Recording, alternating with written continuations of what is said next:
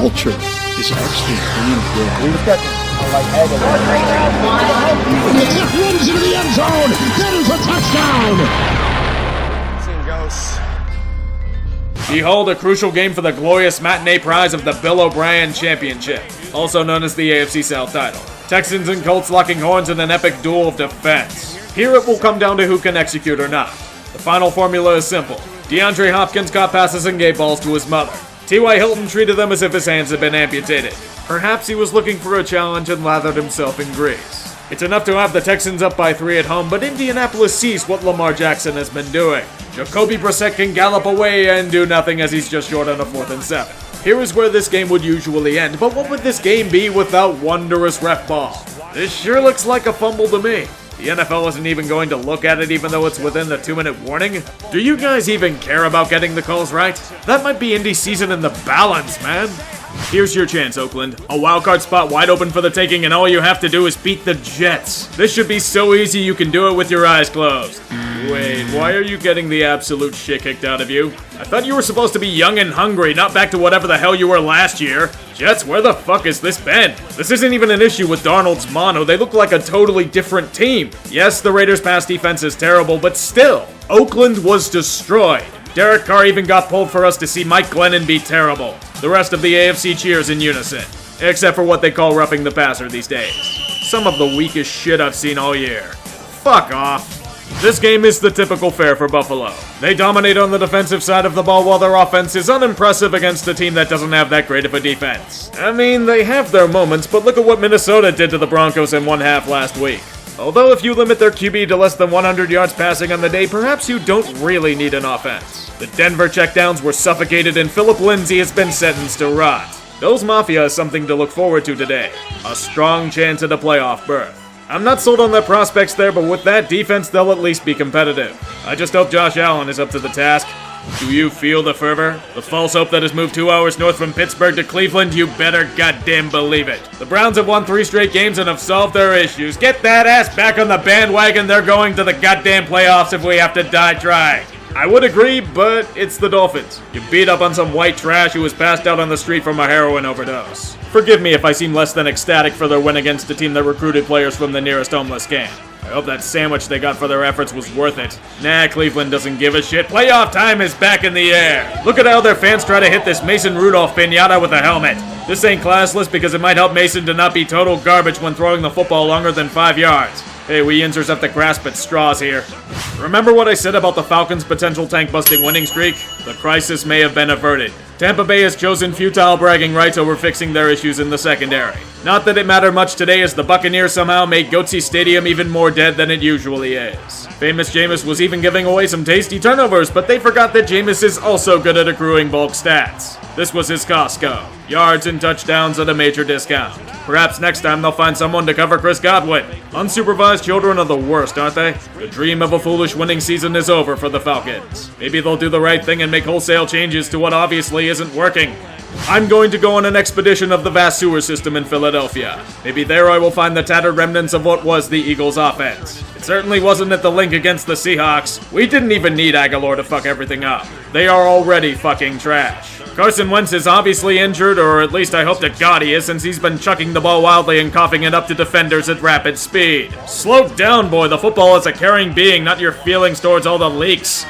Uh-oh, I think I know what time it is. All the Philadelphians pretending that Nick Foles wouldn't be just as shitty in this offense. With his big dickness, you would probably be 5-6. Would he magically find a real pass-catching threat besides Zach Ertz? Think about it, Philly. Maybe your team is just shit and injured to hell. Occam's razor is usually correct. This is the worst day in the history of days. I have enough material to make another goddamn Days of Our Steelers. Why does Mason Rudolph have to suck so much ass? Hey look everyone, Chicago won a game! We can pretend their season hasn't been a total disaster. Yes, they were facing the Giants. Yes, they are awful. Yes, their quarterback inherited Eli's fumbling genes. Meatheads rejoice, am I right? Mitch Trubisky may look more and more exposed with every passing week, but I'm sorry, I can't. The Bears are a mess and it's all because they have the offensive power of a leaf blower. Not a good one either, one of those shitty off-brands from China. And the assembly is shoddy. That is Chicago suffering. Be thankful that Aldrich Rosas decided to channel his inner Chicago kicker and miss crucial field goals. Also be thankful that the Giants' offense treats final drives like a leper. And be extra thankful you're playing the Lions on Turkey Day. Have you ever seen a game that almost no one cares about? The announcers seemingly talking into a void? The only benefit to a matchup being in the gambling? Here is such an affair. Witness such devastating apathy that tickets are being sold for $5. Perhaps that would have been too much for such an event. It was ugly football at its finest. Detroit has seemingly embraced being garbage, and the Redskins have just been living there since last winter. Dwayne Haskins kept showing the world that he still isn't ready to start. Jeff Driscoll decided today was the day they'd have us begging for Matt Stafford. It wasn't just that either. Behold the standard of Detroit. Only the Lions would allow a kickoff returner to botch the snap, yet allow said returner to score a touchdown. Don't worry, the answer is in perpetual three-man rushes on defense. It won't save your offense from turning the ball over every goddamn chance it gets. Even when they have the lead, they'll fuck it up. Remember Matt Stafford? Driscoll sets and throws. Now it's intercepted. You sure as hell do now. Enjoy your continued irrelevance, Detroit. Maybe someday you'll learn that imitating the Patriots doesn't work when you get their inferior coordinators as coaches. That probably won't happen, though. The Panthers have reached a desperation point. 3 straight losses and staring at the barrel of their division rival fighting for their fleeting postseason lives. Jobs, too. Their owner doesn't seem to be keen on this mediocrity thing and is preparing a special guillotine if they fail to meet expectations. You don't want to make Tepper mad, do you? Then beat the Saints at the Superdome. That's not too hard now, is it? Even Kyle Allen, for all of his struggles, has of late put together an outstanding game, matching all of Drew Brees' excellence with every throw. The game is going down to the wire, but Carolina, they get their shot. They're down to the goal line. An incomplete pass cost them 6, but wait! The rule New Orleans whined for in the offseason comes back to haunt them. They get called for pass interference on review. Seriously, how the fuck is this pass interference? When this call wasn't overturned a week earlier. The Saints are going to get fucked again, aren't they? Oh dear Jesus. There are missed chip shots and then there's that choke. You know what happens from here. The Panthers defense folds yet again and will let shows Joey Sly what he can watch when he gets cut for pissing away 5 points. Even when they're all but handed a win, Carolina finds a way to kill their season. Time to sharpen that guillotine. Don't show Philadelphians this game. They don't want to break their delusion that Nick Foles will solve every other issue their team has. Just look at this matchup against a suddenly formidable Titans team ready to kick ass. Who knew that the key to Ryan Tannehill not being a gigantic ball of disappointment was getting the hell out of Miami and staying healthy? Even the offensive line isn't as shit as it was under Mariota. Do you like seeing Saxonville being force-fed the beastly might of Derrick Henry? I would ask if this is a fetish, but you seem like honest folk. That is unlike the Jaguars, who just got their asses beaten all the way to next week. It is here where we all learn that the Titans are also back in the playoff hunt after being left for dead. Now, only if you didn't have to play the Texans twice, I'd have you as locks for 9-7 again. Just like every matchup should be.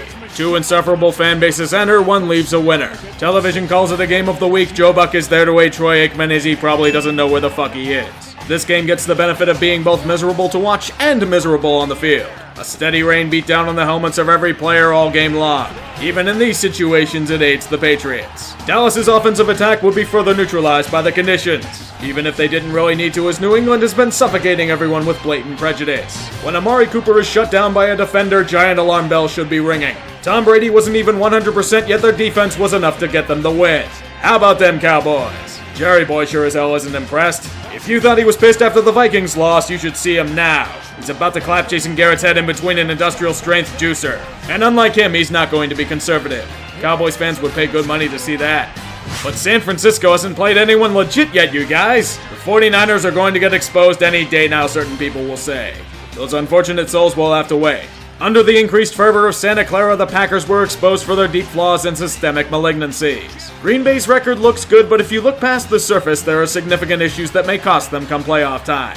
Aaron Rodgers is suffering a serious decline. He could do nothing against San Francisco for most of the game.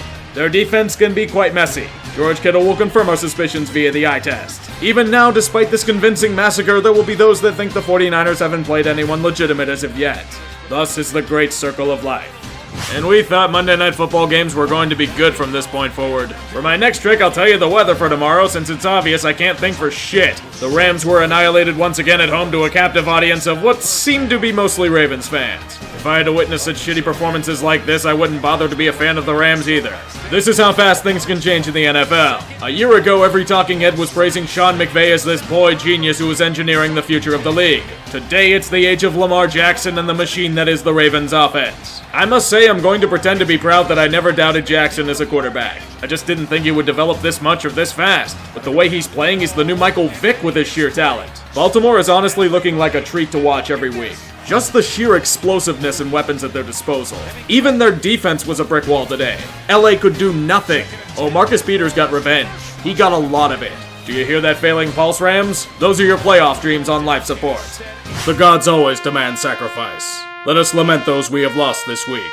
Unit lost. Unit lost. Unit lost.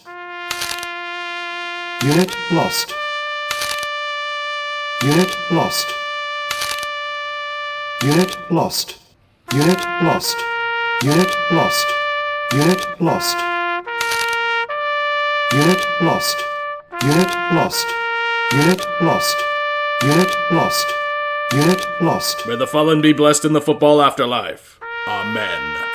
He'll get on a roll, which we've seen here in the second half. Tannehill, perfect throw. A.J. Brown. And Brown turns on the Jets. Touchdown. It is an onslaught in Nashville. 65 yards on the catch and run.